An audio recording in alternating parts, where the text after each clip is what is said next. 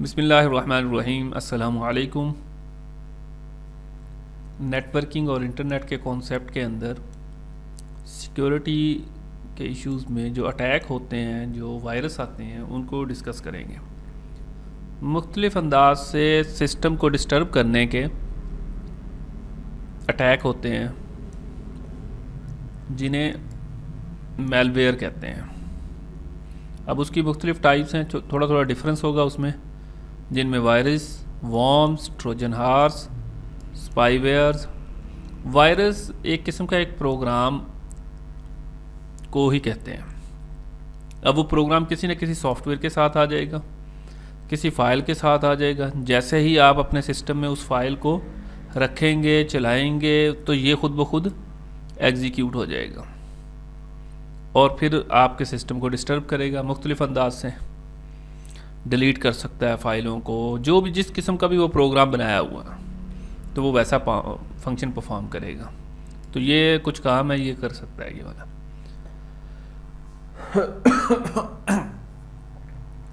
Virus की या malware की एक और किस्म है जिसे वॉर्म कहते हैं। ये एक किस्म का प्रोग्राम है, ये खुद ब खुद नेटवर्क के थ्रू या यूएसबी के थ्रू किसी न किसी चीज़ से आपके सिस्टम पे कॉपी हो जाता है। तो फिर आपको कह लें कि वही काम ये भी वही करेगा कि डिस्टर्ब करेगा, ओवरलोड कर देगा, नेटवर्क को डिस्टर्ब कर देगा, सिस्टम की फाइल्स को डिस्टर्ब कर देगा, वगैरह वगैरह। ट्रोजन हॉर्स ऐसे वायरस को, ऐसे मेलवेयर को कहते हैं जो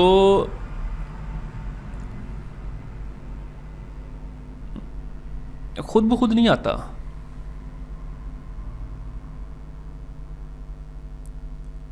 इसको हम अपने तौर पे यानी कोई ना कोई सॉफ्टवेयर इंस्टॉल करेंगे या एक गेम्स वगैरह इंस्टॉल करते हैं, तो ये उसके अंदर शामिल हो जाएगा। यानी कि इसको हम अपनी विलिंगली इंपोर्ट करेंगे इस पूरे इस वायरस को, और उसको अननोनली कि हम जानते नहीं होते कि इसमें वायरस है, इसको ले आते हैं सिस्टम के अंदर। जैसे बाज़ औक़ात किसी फ़ोल्डर के अंदर पड़ा है तो उस फोल्डर को कॉपी करेंगे, तो कॉपी हम अपनी मर्ज़ी से कर रहे हैं, तो उसको ट्रोजन हॉर्स का नाम दिया गया है। और काम ये भी करेगा, ये भी डिस्टर्ब करता है, ये भी कह लें कि ना अटैक करेगा, उसकी फाइलें डिस्टर्ब कर देगा, सिस्टम को बिज़ी रखेगा। तो इस तरह के काम इसमें परफॉर्म हो गए। अच्छा, ये वाले है स्पाईवेयर, जिसे स्निफिंग सॉफ्टवेयर भी कहते हैं। स्निफ करना, ये ना इंफॉर्मेशन गेट करता है, आपके सिस्टम के अंदर आएगा और फिर कुछ मालूमात जो इसे रिक्वायर्ड होंगी, जिस तरह का वो प्रोग्राम लिखा होगा, ये वो कलेक्ट करके फिर उसको वायरल करेगा। तो इस तरह के वायरस को स्निफिंग या स्पाईवेयर कह देते हैं।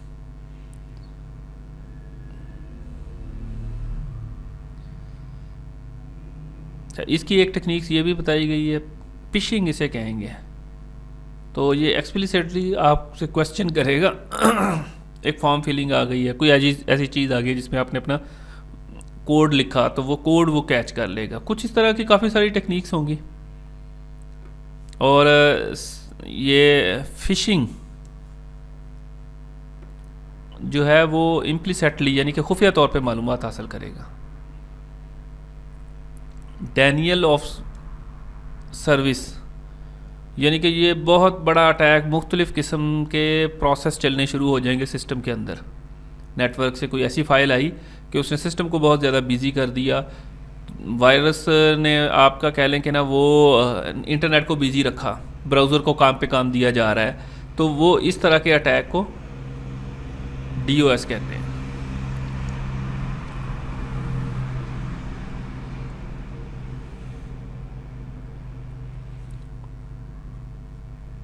स्पैम कहेंगे अगर आउटसाइड से कोई चीज़ ऐसी आई है जो अननोन है आपके लिए, तो ऐसी मेल को स्पैम कहते हैं। आमतौर पे ईमेल के अंदर इसका अलग से फोल्डर भी बना होता है, जिसको हम लोग जानते नहीं हैं, उसको हम साइड पे बिठा दें, अनप्रोटेक्टेड एरिया में रख लें उसे।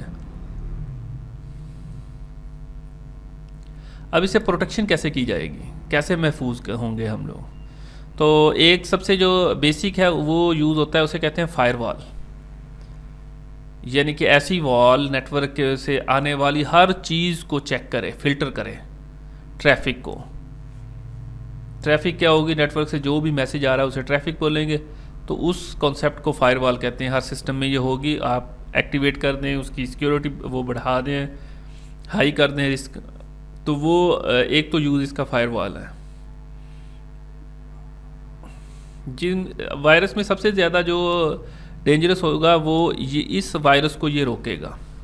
स्पूफिंग कहते हैं, मिसकॉन्डरिंग, यानी कि आवारागर्दी करने वाले लोग, जो बाहर के लोग हैं जिस पे हम ट्रस्ट नहीं कर सकते, उस तरह की जो फाइलें होंगी उसको ये बाहर ही रखेगा। इसके अलावा स्पैम फिल्टर्स काफ़ी सारे लगा दिए जाते हैं। स्पैम फिल्टर वो होंगे जो स्पैम्स वालों को, जो अनट्रस्टेड फाइलें हैं उनको रोकेंगे। इसमें वही आर्टिफिशियल इंटेलिजेंस वगैरह यूज़ की गई होगी जो ये आइडेंटिफाई करेगा कि ये वाली फ़ाइल सिस्टम के लिए डेंजरस हो सकती है। प्रॉक्सी सर्वर भी यूज़ किए जा सकते हैं। प्रॉक्सी सर्वर क्या है, एक सॉफ्टवेयर है जो क्लाइंट और सर्वर के दरमियान में इंटरमीडिएट रोल एक्ट परफॉर्म करता है। यानी कि ये दरमियान में चेक करेगा हर क्लाइंट से सर्वर से आने वाली चीज़ को कि ये वाली, इसको प्रॉक्सी सर्वर बोलते हैं, कि ये आपके लिए सूटेबल है या नहीं है। और सबसे जो मशहूर है वो एंटीवायरस भी यूज़ किए जा सकते हैं इनको ब्लॉक करने के लिए। एंटीवायरस एक सॉफ्टवेयर है जो इन चीज़ों को चेक करता है, डिटेक्ट करता है, रिमूव करता है वायरस की, जो इन्फेक्टेड फाइल्स हैं उनको सेट करेगा ये। और बहुत सारी टाइप्स के सॉफ्टवेयर एंटीवायरस जो है ना अवेलेबल होते हैं। इनक्रिप्शन किसे कहते हैं? इनक्रिप्शन होगी कि आप किसी भी मैसेज को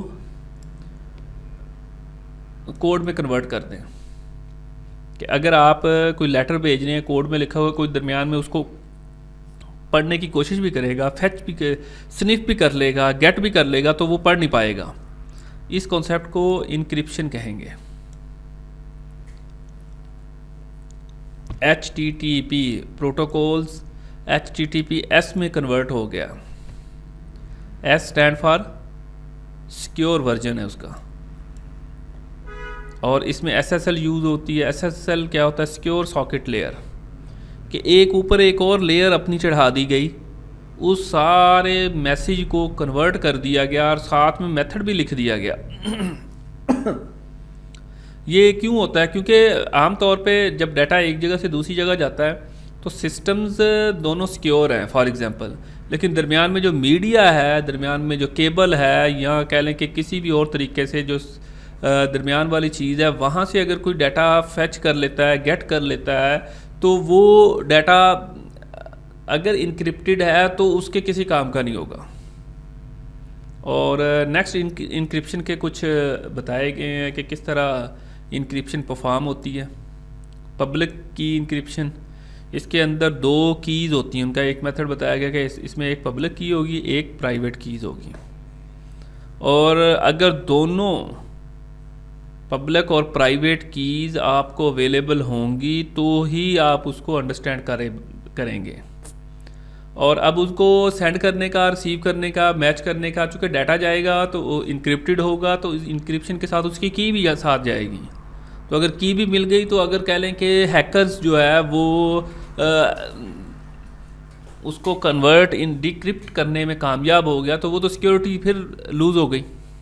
लिहाजा उसके लिए एक मेथड तो ये है कि उसको दो मुख्तलिफ पाथ से पब्लिक और प्राइवेट कीज़ उसको सेंड की जाए।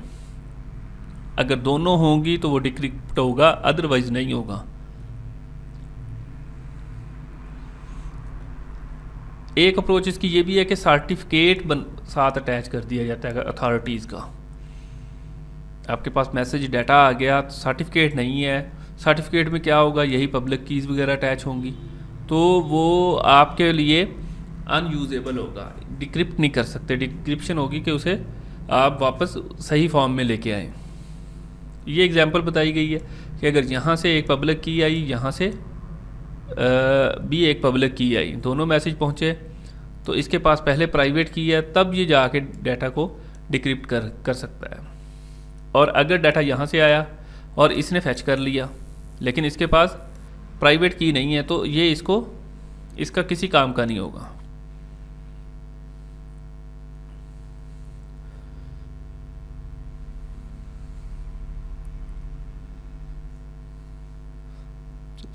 जो होल्डर होगा प्राइवेट की प्रोड्यूस करेगा, एक पैटर्न उसे मिलेगा, उसे डिजिटल सिग्नेचर कहते हैं। डिजिटल सिग्नेचर क्या चीज़ होगी कि जितनी भी सेंडिंग रिसीविंग होगी वो उसको डिक्रिप्ट कर सकता है डाटे को। अब इसके लिए लीगल लॉज वगैरह बने हुए हैं हर मुल्क के, डिफरेंट किस्म के साइबर सिक्योरिटी के हवाले से उसके इश्यूज डिस्कस किए हैं। Defining what is legal, legal क्या है और इलीगल क्या है, और इलीगल करने से क्या एक्शन और सज़ा मिलेगी। इश्यूज़ क्या होंगे कि ये मेंशन कर देना कि ये इलीगल है, ये उसको स्टॉप तो नहीं करता। और international law country to country vary कर रहे होते हैं, बाहर से भी तो अटैक हो जाता है क्योंकि ये इंटरनेशनली नेटवर्क बना होता है इंटरनेट। पाकिस्तान में इसके लिए कंप्यूटर फ्रॉड और अब्यूज़ एक्ट वगैरह भी बने हुए हैं जो वायरस और वॉर्म्स के लिए है। ये एक एक्ट बना है, इसकी कुछ डिटेल देख लीजिएगा। जस्ट सिंपल ही है, इसमें कोई समझने वाली बात नहीं है कि इतनी पनिशमेंट होती है, इतने साल के लिए ये होगा और इसमें क्या क्या चीज़ें कंसर्न होगी, हैकिंग,